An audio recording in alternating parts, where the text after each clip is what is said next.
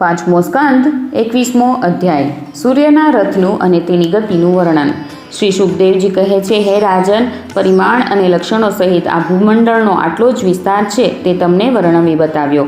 આને જ અનુસરીને વિદ્વાનો દ્યુલોકમાંનું પણ પરિમાણ બતાવે છે. જેમ ચણા વટાણા વગેરેના બે દળ એટલે કે ફાળિયામાંથી એકનું સ્વરૂપ જાણી લેવાથી બીજાનું પણ સ્વરૂપ જાણી શકાય છે, તેવી જ રીતે ભૂરલોકના પરિમાણ પરથી જ ભૂલોકનું પણ પરિમાણ જાણી લેવું જોઈએ. આ બંનેની વચ્ચે અંતરિક્ષ લોક છે. એ આ બંને લોકોનું સંધિસ્થાન છે. એના અંતરિક્ષ લોકના મધ્ય ભાગમાં રહેલા ગ્રહો અને નક્ષત્રોના અધિપતિ ભગવાન સૂર્ય પોતાના તાપ એટલે કે ગરમી અને પ્રકાશથી ત્રણેય લોકોને તપાવતા અને પ્રકાશિત કરતા રહે છે. તેઓ ઉત્તરાયણ, દક્ષિણાયન અને વિષુવવૃત્ત નામની ક્રમશઃ ધીમી, ઝડપી અને સમાન મધ્યમ ગતિઓથી ગતિ કરતા સમય અનુસાર મકર વગેરે રાશિઓમાં ઊંચા, નીચા અને સમાન એટલે કે સમતલ સ્થાનોમાં જઈને દિવસ અને રાત્રિને મોટા, નાના અને સમાન સરખા કરે છે. સૂર્ય ભગવાન જ્યારે મેષ અથવા તુલા રાશિમાં આવે છે ત્યારે દિવસ અને રાત્રિ સરખા થઈ જાય છે. જ્યારે વૃષભ વગેરે 5 રાશિઓમાં ગતિ કરે છે ત્યારે દર મહિને રાત્રિઓ ઉત્તરોત્તર એક ઘડી જેટલી નાની થતી જાય છે અને તે જ હિસાબે દિવસ મોટા થતા જાય છે. સૂર્ય જ્યારે વૃશ્ચિક વગેરે 5 રાશિઓમાં ગતિ કરે છે ત્યારે દિવસો અને રાત્રિઓમાં તેમના કાળમાનની વધઘટમાં ઉપયુક્ત સ્થિતિ કરતાં ઉલટો ફેરફાર થાય છે. આ પ્રમાણે દક્ષિણાયનનો આરંભ થાય ત્યાં સુધી દિવસો મોટા થતા જાય છે, તો ઉત્તરાયણ આવી લાગે ત્યારે ત્યાં સુધી રાત્રિઓ મોટી થતી જાય છે. આ પ્રમાણે પંડિતો માનસોત્તર પર્વત પરની સૂર્યની પરિક્રમાનો માર્ગ 9,51,00,000 યોજનનો બતાવે છે. તે પર્વત પર મેરુ પર્વતની પૂર્વ તરફ ઇન્દ્રની દેવધાની, દક્ષિણ તરફ યમરાજની, સંયમની, પશ્ચિમ તરફ વરુણની, નિમ્લોચની અને ઉત્તર તરફ ચંદ્રમાની વિભાવરી નામની પુરીઓ એટલે કે નગરીઓ છે. આ પુરીઓમાં મેરુની ચારે તરફ સમય અનુસાર સૂર્યોદય, મધ્યાહન, સાયંકાળ અને મધ્યરાત્રિ થતા રહે છે અને એમને જ કારણે સમસ્ત જીવોની પ્રવૃત્તિ કે નિવૃત્તિ થતી રહે છે. હે રાજન, જે લોકો સુમેરુ ઉપર રહે છે તેમને તો સૂર્યદેવ હંમેશા મધ્યાહનકાલીન એટલે કે બપોર વેળાના જ રહીને તપાવતા રહે છે.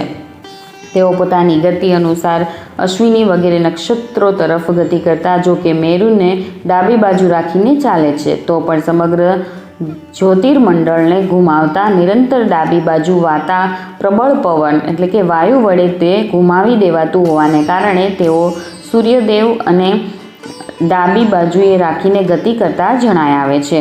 જે પુરીમાં સૂર્ય ભગવાનનો ઉદય થાય છે તેની બરાબર બીજી તરફની પુરીમાં તેઓ અસ્ત પામતા માલુમ પડશે અને જ્યાં તેઓ લોકોને પરસેવાથી રેબઝેબ કરતા તપાવી રહ્યા હશે તેની બરાબર સામેની પુરીમાં અડધી રાત થયેલી હોવાને કારણે ત્યાંના લોકોને તેઓએ નિંદ્રાધીન કર્યા હશે. જે લોકોને મધ્યાહન સમયે તેઓ સ્પષ્ટ દેખાઈ રહ્યા હશે તે લોકો જ સૂર્ય જ્યારે સૌમ્ય દિશામાં પહોંચશે ત્યારે તેમનું દર્શન કરી શકશે નહીં. સૂર્યદેવ જ્યારે ઇન્દ્રની પુરી એટલે કે દેવધાનીમાંથી આગળ વધી યમરાજની પુરી એટલે કે સંયમની તરફ જાય છે ત્યારે તેઓ 15 ઘડીમાં 2,12,12,00,000 યોજનની ગતિથી થોડી 25,000 યોજન વધુ ગતિથી ચાલે છે. એ પછી આ જ ક્રમે તેઓ વરુણની એટલે કે નિમ્લોચની અને ચંદ્રમાની એટલે કે વિભાવરી પુરીઓને પાર કરીને ફરી પાછા ઇન્દ્રની પુરીમાં પહોંચે છે. આ પ્રમાણે ચંદ્રમા વગેરે ગ્રહો પણ જ્યોતિર્મંડળમાં અન્ય નક્ષત્રોની સાથે સાથે ઉદય અને અસ્ત પામતા રહે છે. આ પ્રમાણે ભગવાન સૂર્યનો વેદમય રથ એક મુહૂર્ત એટલે કે ઘડીમાં 34,08,000 યોજનની ગતિના હિસાબે ગતિ કરતો આ ચારે પુરીઓમાં ઘૂમતો રહે છે. આ એટલે કે સૂર્યરથનું સંવત્સર નામનું એક ચક્ર બતાવવામાં આવે છે. તેમાં માસરૂપ 12 આરા છે, ઋતુરૂપ 6 નેમીઓ છે, 3 ચોમાસા રૂપ 3 નાભીઓ છે. આ રથની ધરીનો એક છેડો મેરુ પર્વતના શિખર પર અને બીજો છેડો માનસોત્તર પર્વતના શિખર પર છે. એમાં જોડાયેલું આ પૈડું ઘાણીના પૈડાની જેમ ઘૂમતું માનસોત્તર પર્વત ઉપર ચક્કર લગાવે છે.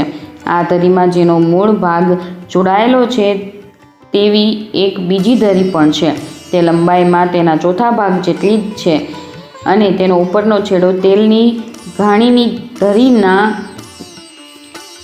ઘાણીની ધરીની જેમ ધ્રુવલોક સાથે જોડાયેલો છે. આ રથમાં બેસવાનું સ્થાન એટલે કે બેઠક 36 લાખ યોજન લાંબુ અને 9 લાખ યોજન પહોળું છે. તેનો તુરીય ભાગ પણ 36 લાખ યોજન જ લાંબો છે.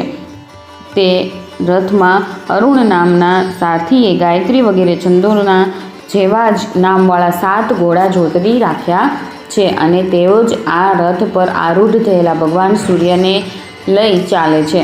સૂર્યદેવની આગળ તેમના જ તરફ મુખ કરીને બેઠેલા અરુણ તેમના સારથીનું કામ કરે છે. ભગવાન સૂર્યની આગળ અંગૂઠાના વેઢા બરાબરના આકારવાળા વાલખિલ્ય વગેરે 60,000 ઋષિઓ સ્વસ્તિ વાચન માટે નિમાયેલા છે. તેઓ તેમની સ્તુતિ કરતા રહે છે.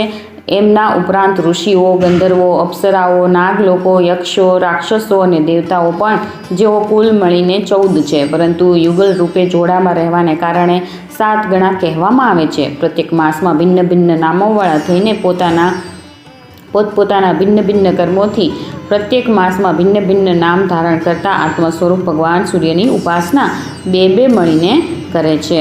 આ પ્રમાણે ભગવાન સૂર્ય ભૂમંડળના 9,51,00,000 યોજન લાંબા ઘેરાવામાંથી પ્રત્યેક ક્ષણમાં 2002 યોજનનું અંતર પાર કરતા રહે છે. 5મા સ્કંધ અંતર્ગત જ્યોતિષ્વક સૂર્યરથ મંડળ વર્ણન નામનો 21મો અધ્યાય સમાપ્ત.